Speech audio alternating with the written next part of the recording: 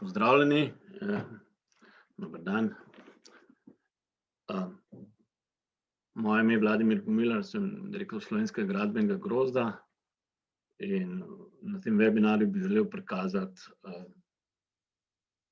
zakaj so pomembni grozdi in kakšne so priložnosti v grozdih in tudi v Slovenskem gradbenem grozdu.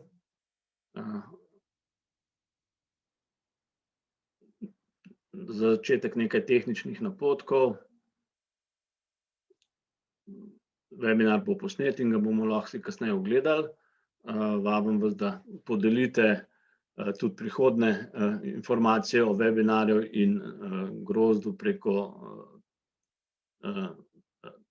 ključnikov, ki so našteti spodaj. Med samim webinarjem pa lahko vprašanja postavite v chat funkciji oziroma kasneje, ko boste ta video si ogledali naknadno, pa nam lahko pošljete mail oziroma nas kontaktirate preko naših socialnih omrežij.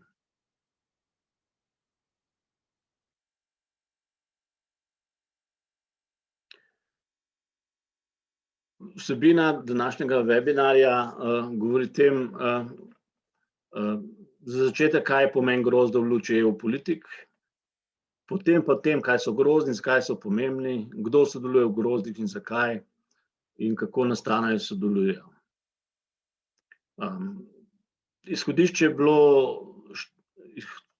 so bile številne izjave, podporne dokumenti, ki so nastali v Evropski komisiji v zvezi z podporo in delovanjem grozdov, in ta sporočila in ta videnja grozdov bi želeli predstaviti tudi vam, potencialnim članom v našem grozdu ali kateremukoli od grozdov, ki delujejo v Sloveniji ali celo v tujini.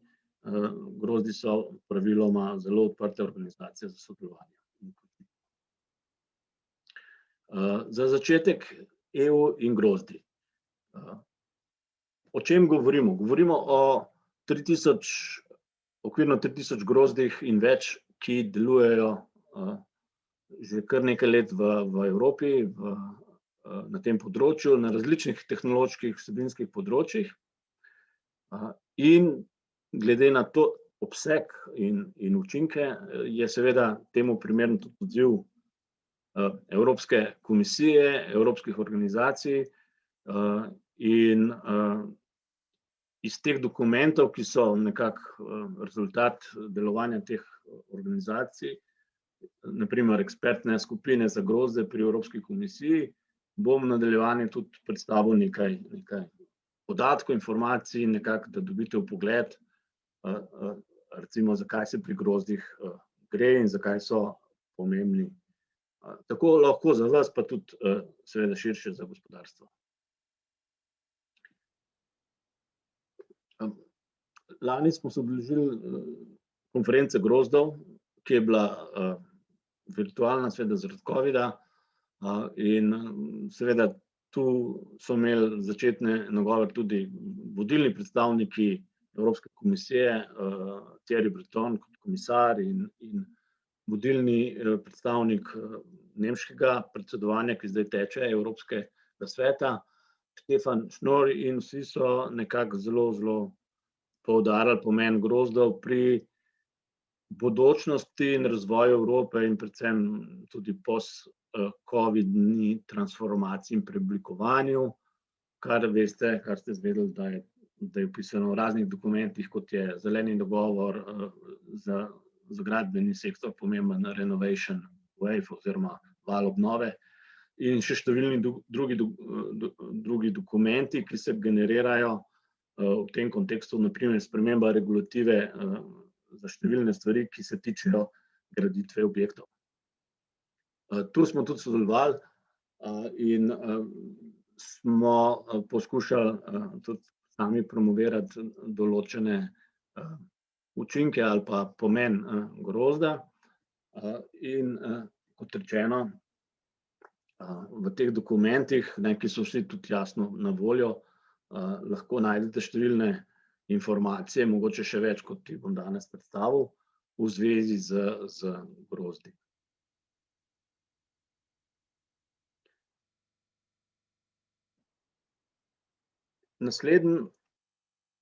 Naslednja tema je nacionalna podpora oziroma sistemi, ki so politične podpore in finančne podpore, ki so razviti v številnih evropskih državah, recimo primer je Poljska, ki se je odločila, da bo podprla ključne nacionalne grozde.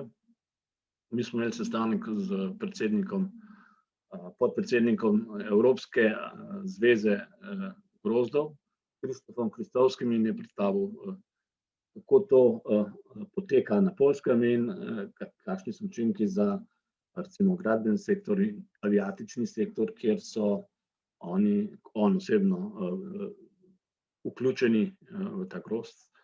In bili so zelo, zelo zanimivi uvidi, kaj pomeni, če je politika podpore grozdov jasno definirana in razdelana in gre v življenje, v prakso.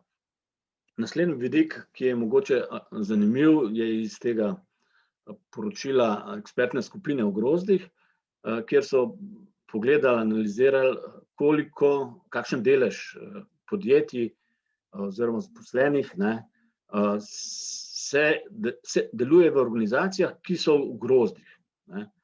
In recimo od Švedske, kjer jih je polovica skoraj v grozdih, do drugih držav, kjer je pač ta procent zgolj eden, nekako lahko najdemo hitro primerjavo, da uspešna gospodarstva, uspešne države sorazmerno veliko dajo poudarek tudi na grozde. Iz tega grafa se to enostavno vidi. Če je 14% povprečje v EU, smo v Sloveniji pa kar daleč od tega povprečja, na žalost, in upam, da bomo s tem našim webinarjem naredili korak naprej, da se bo to tudi spremenilo.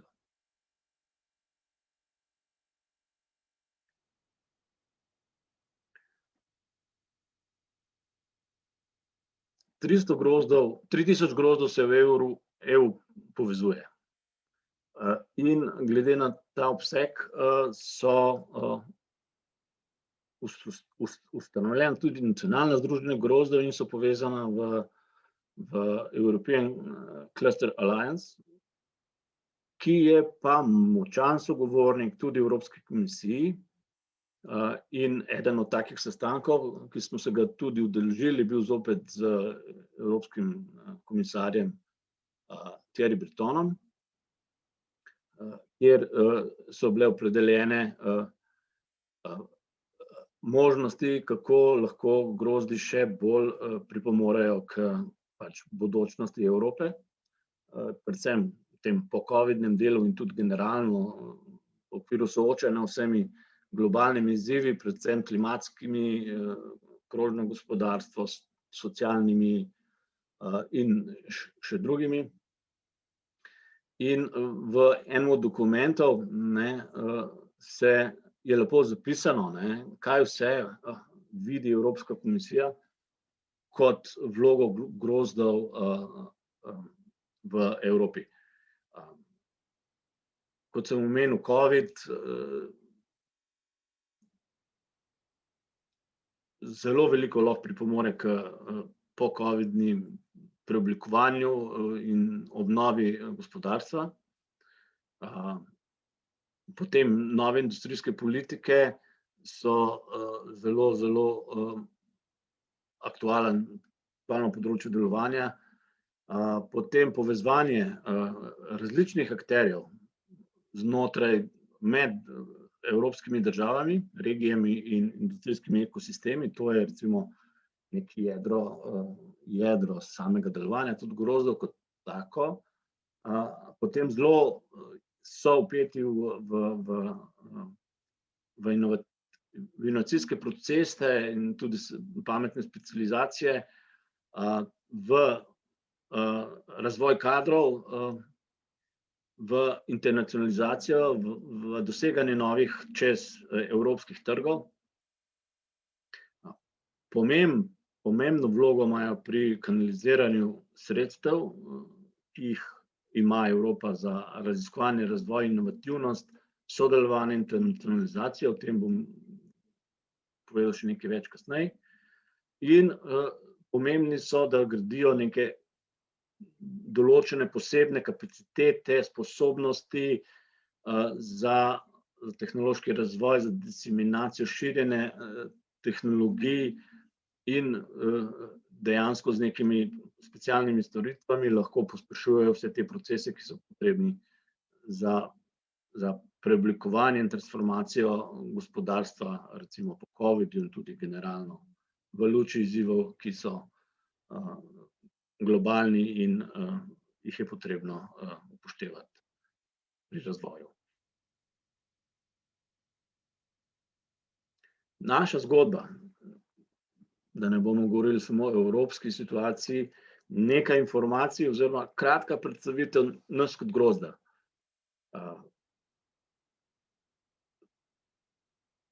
Slovenski gradbeni grozd je odprt inovacijski grozd in povezuje podjetja, razvojno-raziskovalne organizacije in druge organizacije širšega področja graditve za razvoj, konkurenčnost, soočenje z novimi izzivi, kot je krožno gospodarstvo, kar je tudi naša osnovna usmeritev. Aktualno sodelujemo s številnimi grozdi in drugimi partnerji v Evropi, kar pomeni veliko priložnosti za razvojno sodelovanje v okviru evropskih projektov in drugih iniciativ. Smo oziroma še vedno sodelujemo v partnerstvih grozdov za internacionalizacijo, za odličnost in za pametno specializacijo. Projekt slednji se je ravnokar končal. Smo pa dobili že novega za internacionalizacijo, kar bom zopet predstavil v nadaljevanju. Današnji dogodek je tudi del informiranja, usposabljanja novih bodočih članov grozda, pa tudi obstoječih, da bodo bolje znali izkoristiti potenciale dejansko, ki jih grozd ponuja, saj opažamo, da mogoče tudi lastni člani včasih ne vejo, kaj vse je v grozdu možnost, oziroma ne najdejo dovolj energije, časa, virov in česarkoli, da to ustrezno izkoristijo. Še mogoče en tak bolj promocijski slajd, kaj je naša zgodba, je kar nekaj let dolga, 16 let in več, 24 plus projektov evropskih, kar nekaj sredstev smo tudi pridobili za naše delovanje in seveda člane grozdov. Imamo več 100 partnerjev po številnih državah Evrope in tudi širše. In vse je to naš kapital, ki bi ga želeli tudi v prihodnje koristno ponuditi našim članom in partnerjem za skupne projekte in aktivnosti.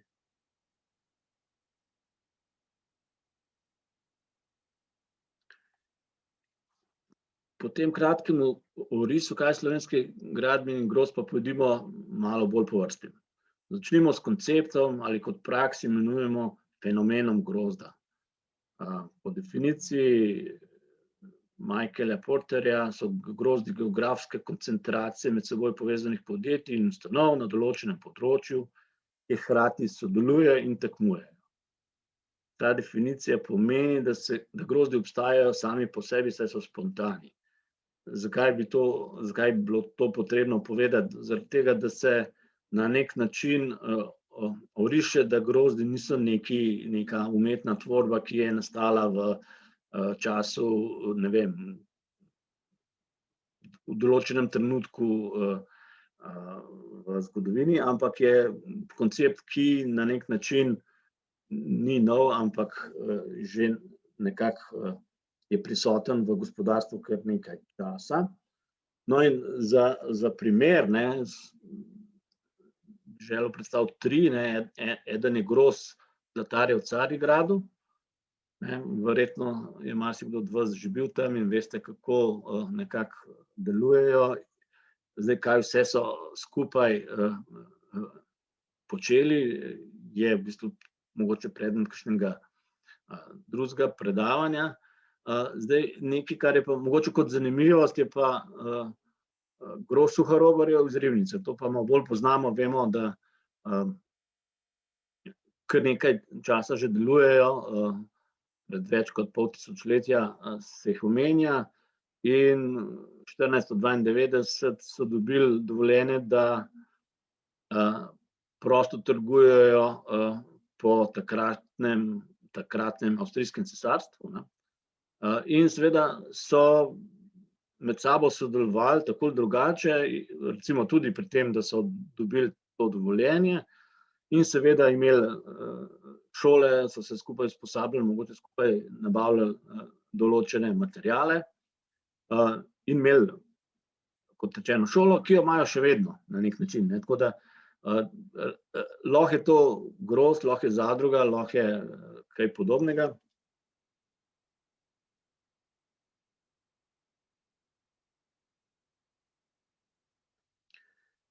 Seveda pa pač oni o tem ne vejo, da je to grozd, pa številni drugi čipkarji, proizvajalci izdelkov iz gline in tako naprej. Tako da ta koncept medsebojnega sodelovanja in konkuriranja ni nov.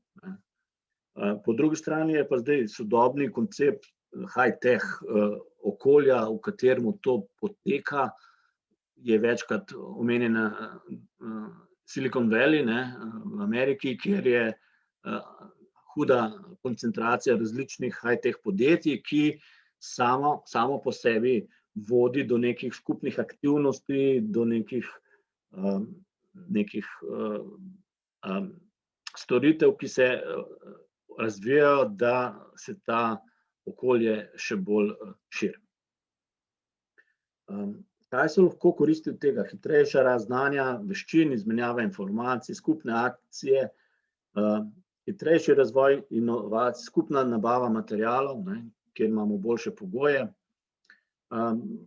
Nekako značilno pa je za te grozde primarne, da to ni bila neka zelo organizirana dejavnost v smislu grozda, zavedanja, da je to grozdovska aktivnost, ampak je bila spontana glede na pač trenutne potrebe in situacijo.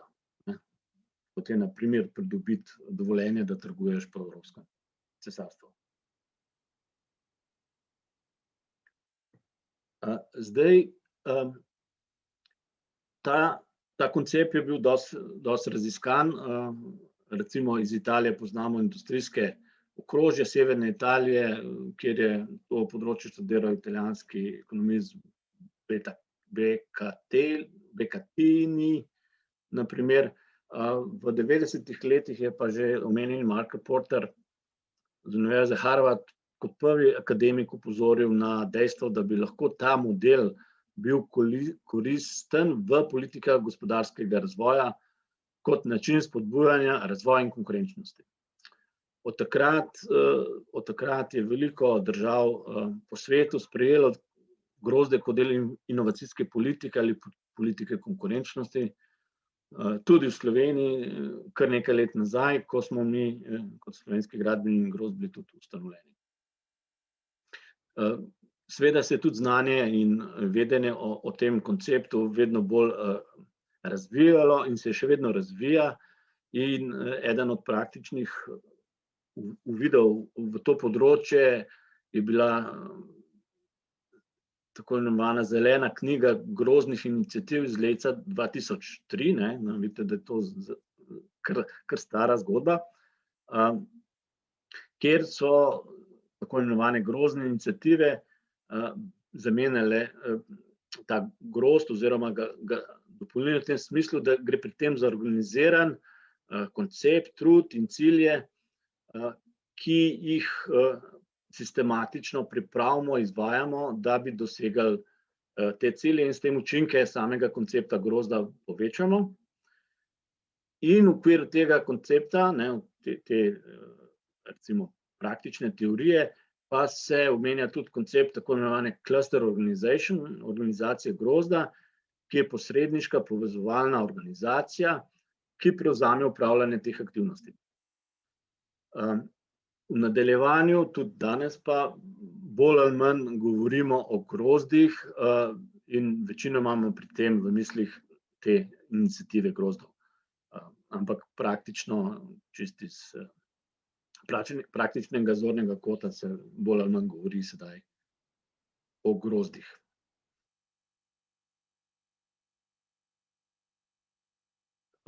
No, in ne samo, da se govori o grozdih, govori se tudi o smernicah za politike podpore grozdov, ne, in to je dokument, ne, ki je, mislim, da je bil izdelan lani ali predlani, ki govori, na kakšen način ali pa usmerja kreatorje nacionalnih politik pri razvoju podpornih ukrepov za grozde.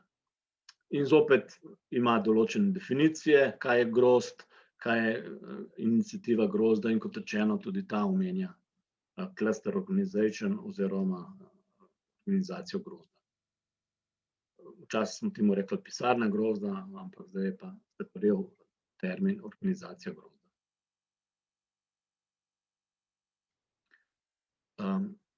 In še naprej, ker je pa ta razvoj grozda šel v smeri pospeševanja konkurenčnosti in inovativnosti, in je ta inovativnost nekako bolj ali manj v fokusu večine grozdov, številnih grozdov, se je začel uporabljati tudi termin inovacijski grozd, ne, ker so mogoče neke zgolj industrijske povezave nekako ožji koncept kot inovacijski grozd. In pri tem je važno, ne, da se omenja, da je to javno-privatni, neprofitni, članski sistem, ki se razvija skozi čas, ne, okoli določenih področij, kot so recimo pametna mobilnost, čista energija, umetna inteligenca, akvakultura in tako naprej. In večinoma okoli za nacionalna gospodarstva pomembnih področij.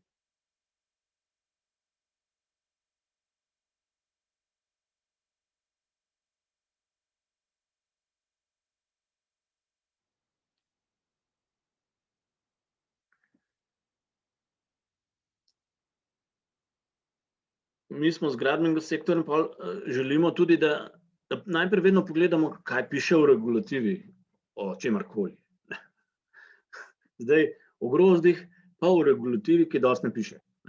Nekako koncept je zelo dinamičen, odprt in ni tudi omejen z regulativo. Edini na nek način dokument, ki omenja grozde, inovacijske grozde, je tale direktiva oziroma sporočilo Evropskega komisije in svete o državnih pomočeh za raziskave in razvoj in inovacije, kjer opredeljuje, katere so aktivnosti grozdov, inovacijskih grozdov, ki jih je možno podpreti na nacionalnem nivoju v okviru državnih pomoči, in to ne pomeni, da je pomoč podjetjem.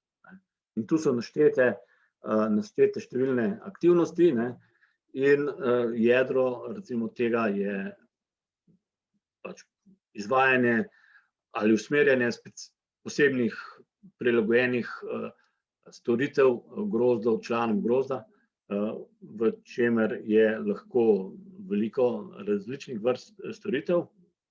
Zdaj, kaj pa pomembno v zvezi s tem vedeti, je pa to, da prav ta uredba omejuje to pomoč na 50% upravičenih stroškov, kar je pa nekako za storitve, aktivnosti, ki se opravljajo v grozdih, premalo, ne, to je pač naša ocena. In glede na to, da številne države v Evropi nekako poskušajo na nek drug način podpreti grozde, ne, prav zaradi te omejitve, ne, ki jo ta uredba definira, in mislim, da je to tudi zelo pametna politika.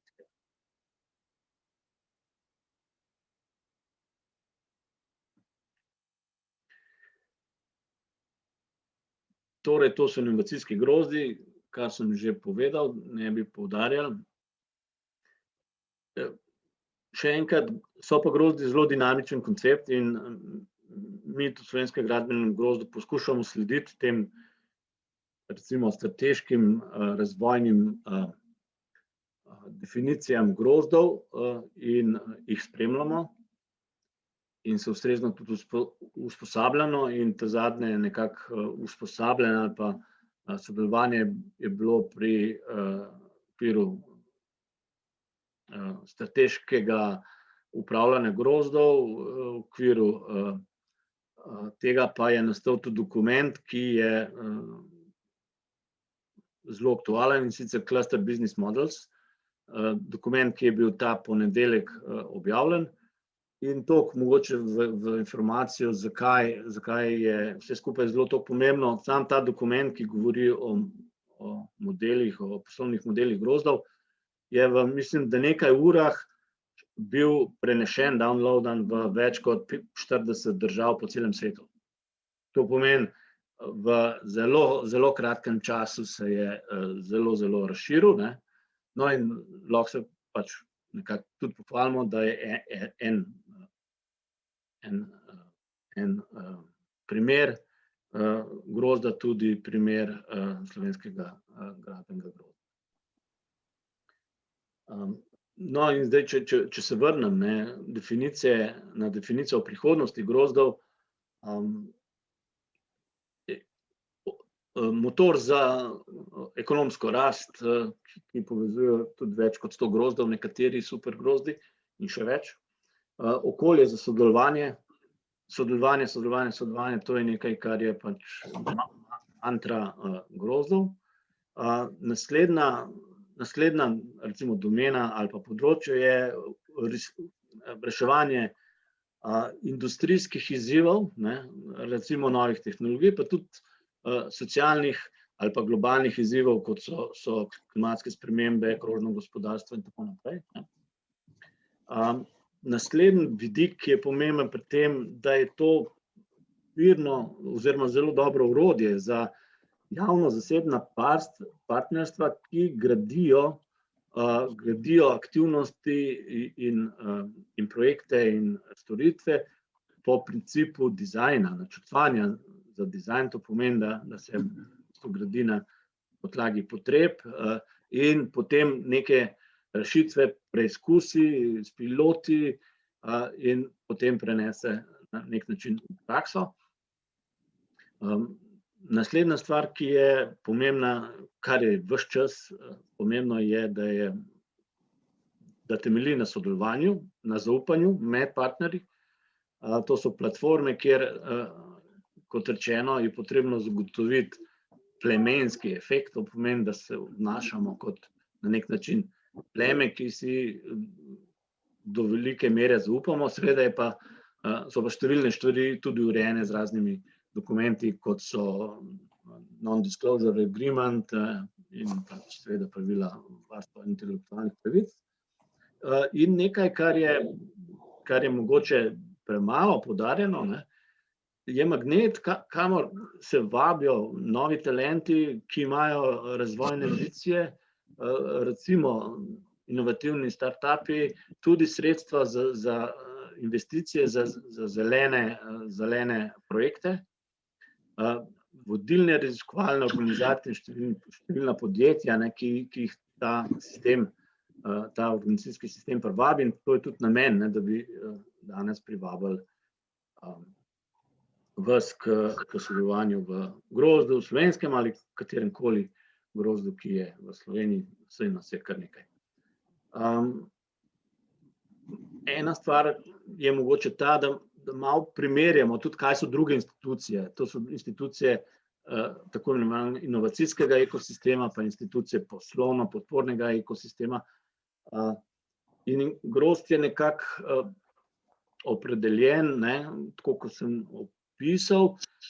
Seveda so pa tu še drugi inkubatorji, tehnološki centri, tehnološki parki,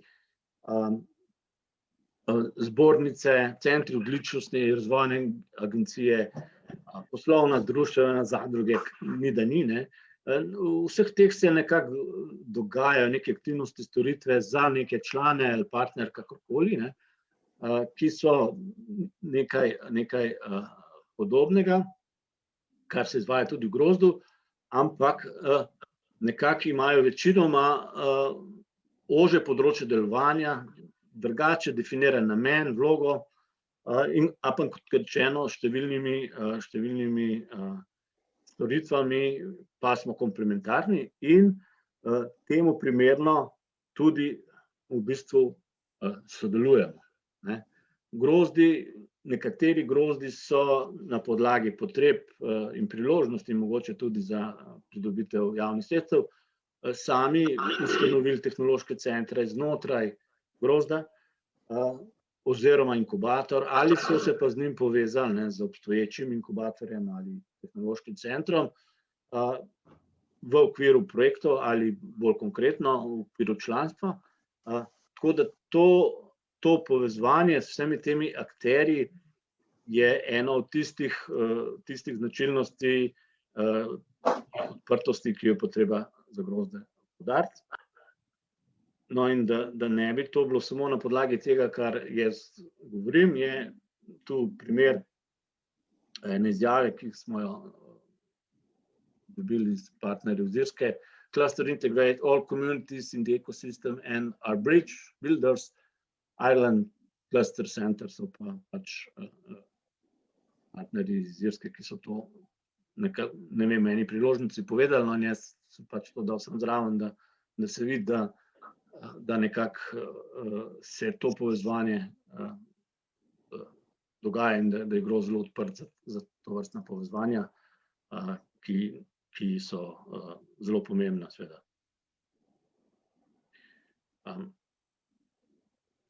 Z različnimi opisi, kaj grozd je, sem skušal pokazati, da je zelo dinamičen, organiziran način delovanja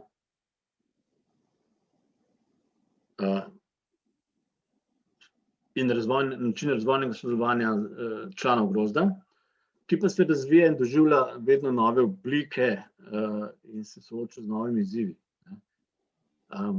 Zdaj, če pa gremo v poenostavitev, pa z vidika posameznega člana, recimo tipično malega srednjega podjetja, to pomeni, da v grozdu lahko uresniči določene, na primer razvojne ambicije, ki jih sam v okviru svojih sredstev in kompetenc enostavno ne more. To pomeni, skupaj smo močnejši in to je nekako mogoče nazorno predstavljeno tudi iz narave, kjer uboge mravljice, ki izgledajo zelo nebogljene, same po sebi lahko naredijo veliko, če dobro sodelujejo. In nekako to je mogoče za zaključek, kaj grozd je, nekaj, kar bi bilo dobro si dati v spomin oziroma kot predstavo, kaj grozd lahko naredi. Naslednji korak je, seveda, kdo v grozdu sodeluje, kateri so člani in katere so organizacije, ki v grozdu sodelujejo.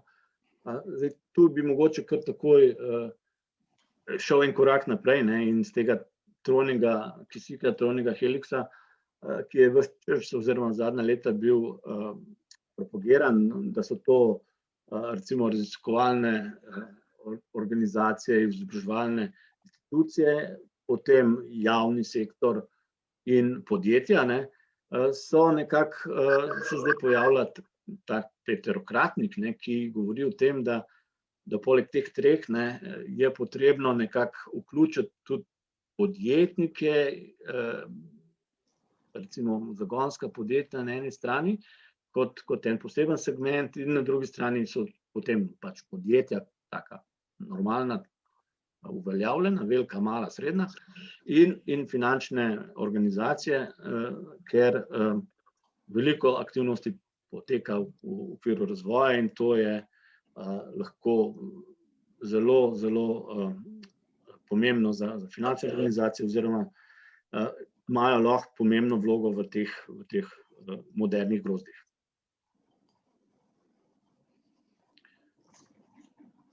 Naprimer, za razumevanje, kaj je klasičen triple helix grozd, smo iz prav tega dokumenta Cluster Business Model predstavljamo Monterey Aero Cluster, kjer se vidi, da večinoma so v grozdu podjetja.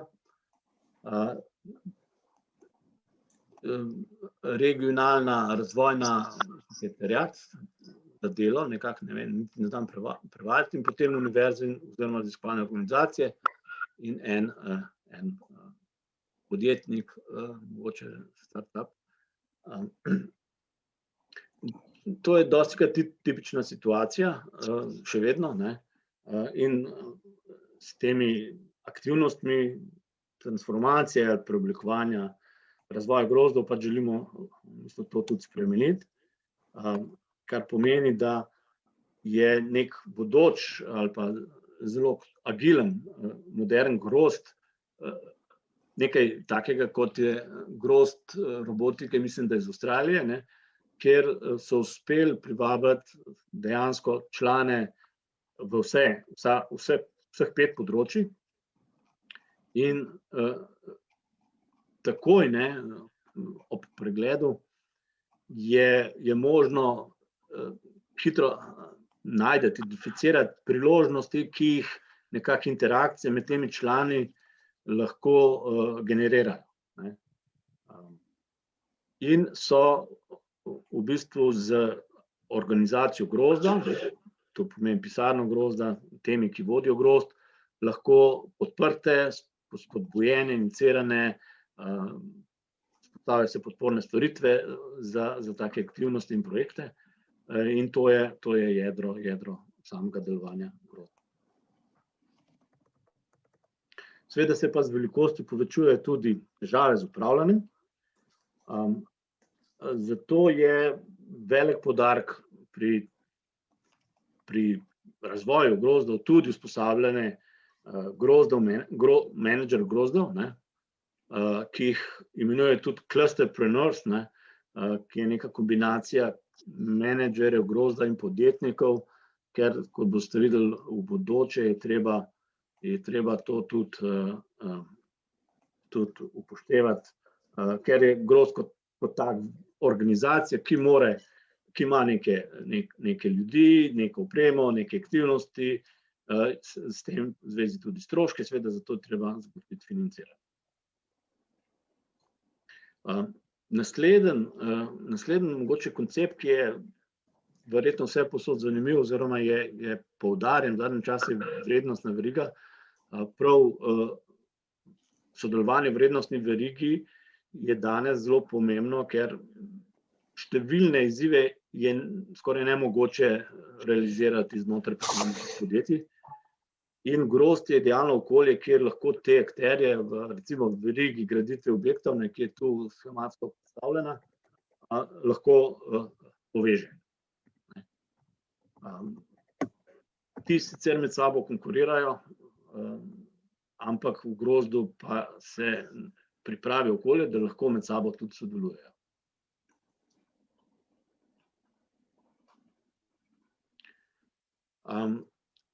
Omenil sem že organizacijo grozda. Nekako za vse grozde, ki so agilni, je značilno, da imajo tudi organizacijo, ki formalno zastopa grozd, naprimer pri kandidiranju za razvojna sredstva, predvsem pa upravlja grozd, vodi aktivnosti, dostikrat pa je tudi vodilni pobudnik glede nadaljnjega razvoja grozda. To vlogo lahko upravljajo različne organizacije. Od posameznih članov, imamo primer, da so na nivoju grozda imenovali še več članov, ki lahko na nek način zastopajo grozd v prijavah na evropske projekte, formalno. Lahko so to zbornice, lahko so to razvojne agencije, lahko so to javne agencije, ki jih ustanovi država ali regija. Tako da je to zelo različno. Na svetu 7000 več grozdov in ti so zelo različno organizirani in vodeni v smislu teh organizacij grozda. Osebno in tudi izkušnje pa kažejo, da je najbolj učinkovito na dolgi rok, da se formira specialna, posebej za to nalogo formirana organizacija, ki je praviloma neprofitna, ki na dolgi rok razvija kompetence, ki jih je potrebno imeti za vodenje grozda, ne. In še bolj osebno pa trdim, da je pač tisti minimalni, še vedno mikro grozd, tisti, ki ima vsaj en full-time osebo, angažirano, zgolj za delovanje grozda, ker glede na to, s kakšnimi izzivi se sooča grozd, enostavno to ne more biti part-time delo ali popoldanska občasna aktivnost določene osebe, ampak res se mora v bistvu ta oseba temu ustrezno posvetiti. In predvsem mora biti zagotovljena trajnost, oziroma ni to projektna zgodba, ki se konča z virom financiranja, ampak je potrebno razviti dolgoročno strategijo in, kot rečeno, zgraditi poslovni model, ki je trajnosten in ni odvisen od določene časovno omejene javne podpore grozda za razvoj in delovanje. Če to ni, je potem bolj grozdu podobna projektna iniciativa, ki je pač bolj ali manj projekt, ne, ki se konča, ko je tudi financirana konec.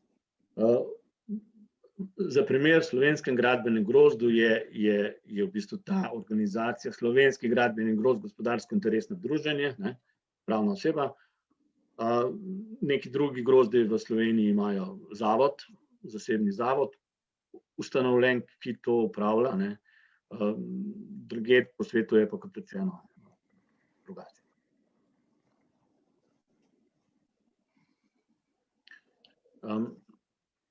Ključ za uspeh grozda pa je cluster manager, kot rečeno, vodja grozda, ki to nalogo opravlja kot ključno in ne kot občasno zadolžitev. Nekaj lastnosti, ki jih cluster managerji morajo razviti, so na sliki, vzeti po treningu Building Smart projekta, ki smo se ga tudi udeležili. Tako da nekako zelo težko pojasnim ali pa, kako bi rekel, se opredelim, kaj je najbolj pomembno, ne. Vizionar se mi zdi, je ena lastnost, ki je, ne, kot sem rekel, tudi ta pisarna grozda je tista, ki nekako proba orientirati grozd v pravo smer in odpira nove smeri.